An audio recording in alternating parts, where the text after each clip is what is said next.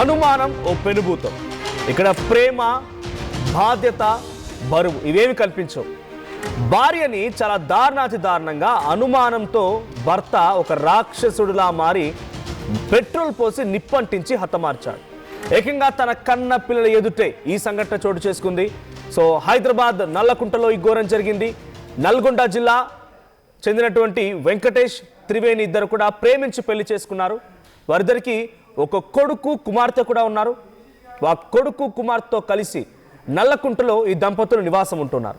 అయితే భార్యపై అనుమానంతో వెంకటేష్ రాక్షసుడిలా మారిపోయాడు. చిత్రహింసలు తట్టుకోలేక పిల్లలతో పుట్టింటికి కూడా వెళ్ళిందట ఆ భార్య త్రివేణి.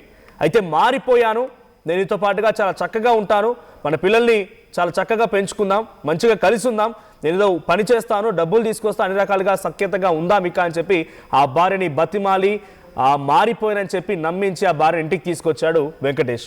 అయితే తీసుకొచ్చిన తర్వాత కొన్ని రోజుల తర్వాత ఇప్పుడు భార్యకు ఇంకా అనుమానం కొనసాగుతూనే ఉంది. భార్య ఏదో తప్పు చేస్తున్నారో భార్యపై ఇంకా అనుమానం కొనసాగిస్తున్న వెంకటేష్ నేను రాత్రి పిల్లల ముందే భార్యకు నిప్పంటించాడు ఈ కిరాతకుడు.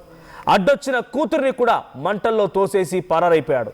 త్రివేణి మరణించగా అటు కూతురు చిన్న చిన్న గాయాలతో బయటపడింది.